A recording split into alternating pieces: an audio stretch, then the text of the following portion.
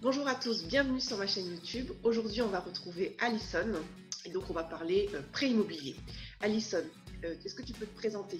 Bonjour à tous, donc je m'appelle Olivia Allison, je suis courtier en prêt en partenariat avec BBS Finance. J'accompagne mes clients dans l'aboutissement de leurs projets sur le secteur du Var et des Alpes-Maritimes principalement, sur des projets tels que des prêts immobiliers, des rachats de crédits, des regroupements de crédits et des crédits professionnels. Et si par exemple, je suis pas dans le Var ou je suis pas dans les Alpes-Maritimes, est-ce que je peux faire appel à toi ou pas? Bien sûr. À quoi ça sert finalement un courtier en prêt immobilier? Puisque moi, je pourrais tout à fait aller auprès de ma banque et puis étudier mon dossier. À quoi ça sert finalement un courtier Tout d'abord, il permet une meilleure préparation du dossier de financement afin de faciliter son acceptation auprès des banques. Ensuite, du coup, ça permet au client de pouvoir bénéficier d'un taux d'intérêt plus avantageux et plus adapté à sa situation. Ensuite, il va avoir du coup un accompagnement dans des démarches tout au long du processus de son plan de financement. Et pour finir, du coup, c'est un gain de temps pour les clients parce que du coup, ils n'ont pas besoin eux-mêmes d'aller voir plusieurs banques et de défendre leur dossier. Le courtier s'occupe de tout. La première question qu'on se pose, c'est combien coûte un courtier en prêt immobilier? Parce que du coup, quand on se lance dans un achat immobilier, on va déjà au prix de la maison, de l'appartement, on sait qu'on va avoir l'honoraire de l'agent immobilier, on sait qu'on va avoir les honoraires du notaire, et du coup, le courtier, c'est combien son coût? Alors, le prix du mandat correspond généralement à 1% du montant du prêt à financer. D'accord. Et alors, c'est moi qui vais devoir t'avancer l'argent? Parce que si j'ai pas suffisamment... Moi qui vais C'est-à-dire devoir... avancer l'argent. C'est-à-dire, c'est moi qui vais devoir te payer, par exemple, comme le notaire, j'y vais, je fais un chèque. Non, c'est payé au déblocage des fonds. En fait, c'est dans le prêt immobilier ou pas? On peut l'inclure dans le crédit immobilier, tout à fait. D'accord.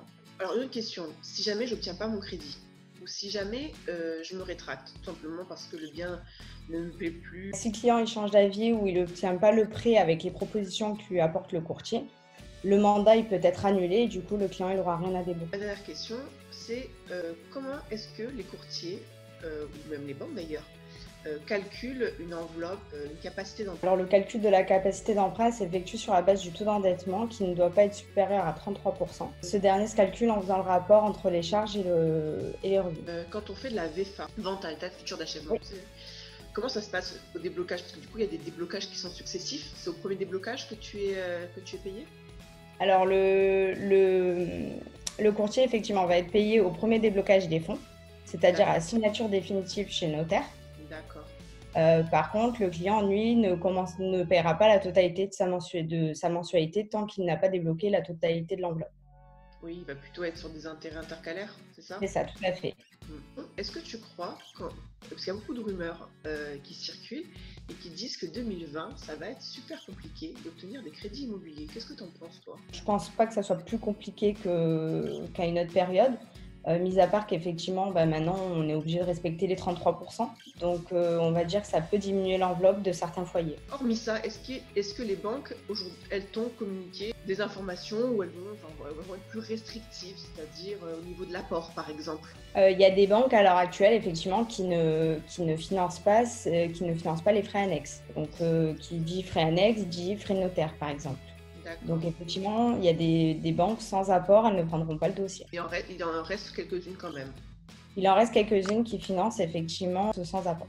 Et les durées maximales d'emprunt. Je me souviens qu'à une époque, on était sur 25 ans, je pense que c'est toujours le cas, mais il y avait des établissements type Crédit Foncier, bon, aujourd'hui ont été rachetés, mais qui finançaient sur 30 ans. Aujourd'hui, qu'est-ce qu'il en est par rapport aux durées? Alors aujourd'hui, une banque classique, effectivement, elle va financer jusqu'à 25 ans et non plus 30 ans.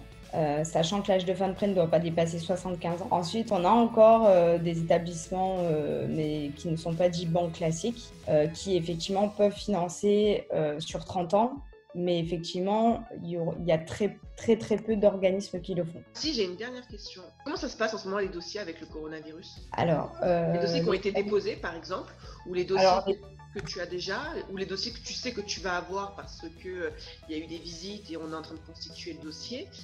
Comment ça se passe avec cette crise sanitaire? alors, les dossiers qui ont déjà été déposés, ils suivent leur cours auprès des établissements bancaires parce que eux continuent à travailler, même si c'est au ralenti, ils continuent à travailler.